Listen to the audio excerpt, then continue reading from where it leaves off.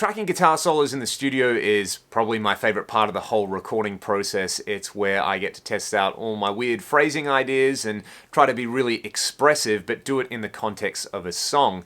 And I find that it's really easy to sort of fall into a default tone with this kind of thing, which for me is normally just to take my rhythm tone, put a distortion pedal in front of it, chuck on some stereo delay, and rip over it. So what I want to give you guys in this video is 5 alternatives to that approach, where for me a guitar solo is like a song within a song. So note choice, phrasing, the type of melodies that you play, whether you play fast runs or not, basically all the ways that you're going to express yourself are really of paramount importance, but the tone is super important as well.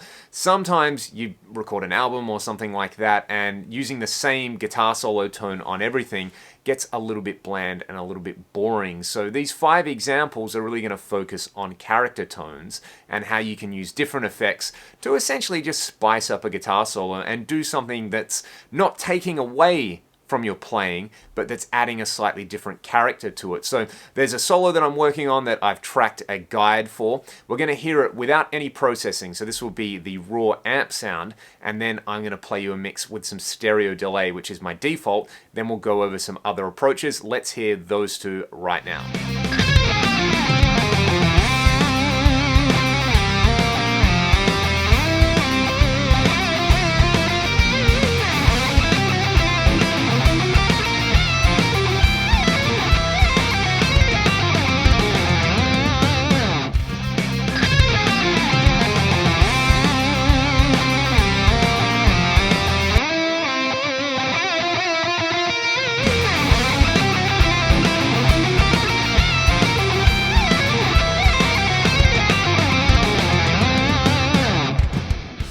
As you can hear, the stereo delay just kind of creates a little bit of space around the guitar. It lets it carve out its place in the mix, but it doesn't take away from the essence of the guitar solo. To a casual listener, they probably wouldn't even notice the difference between those 2.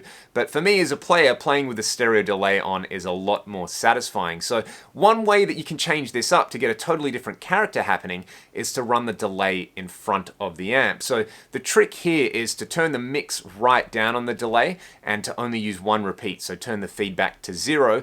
I've used a delay of about 200 milliseconds here. Let's have a listen to the same solo, but with the delay in front of the amp.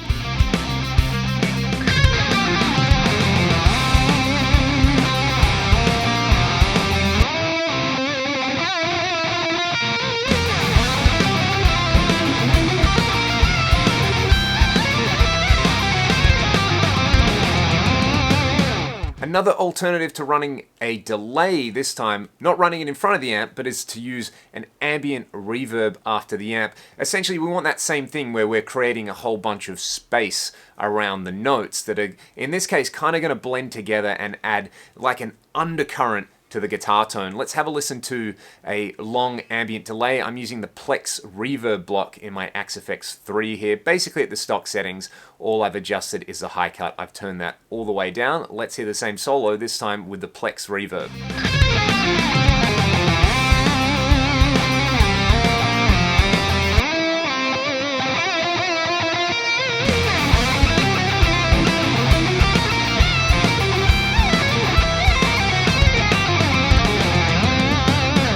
So while running delay in front of the amp created a totally different character, the Plex reverb kind of does a similar thing to the stereo delay. It's not as pronounced, and it does make the guitar a little bit more dense. So moving away from delays and reverbs, one of my favorite go-tos in the studio if I'm tracking a solo, and I want something slightly different, is to use a phase 90 in front of the amp. Basically turn the rate down really low. This is the old Eddie Van Halen trick, if you've listened to Whole Lotta Love, which we all have. He's using this kind of trick. A thing that a phase 90 does as well is it kind of adds a little bit of a boost in front of the amp, so it sort of imparts this nice chewy character to the tone. Let's have a listen to the same solo again. I'm sure you're sick of it by now, but with a phaser with a low rate in front of it.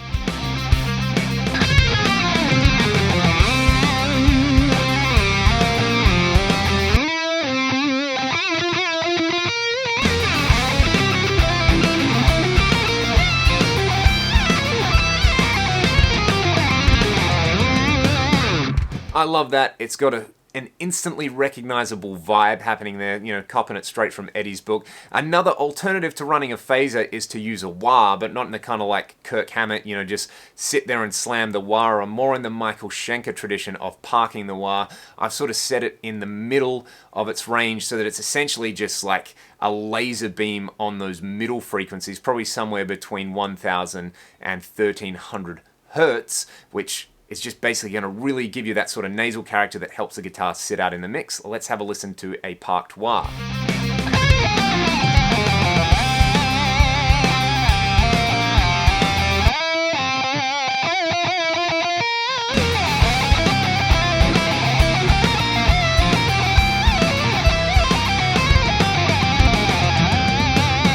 Another example that I like to do with this is, like I was saying earlier, is I like chucking a distortion pedal or a boost in front of the amp. You can take that to the extreme and use like a big muff style fuzz, which is just going to totally obliterate your guitar tone. So it's going to change its character completely. It's almost going to make it sound like a synthesizer. Here's a big muff model in the Axe FX 3 with all the knobs turned all the way up. It's just an absolutely filthy, disgusting character tone, but I think it really works if you want to set your guitar apart from all the other guitar parts in the song.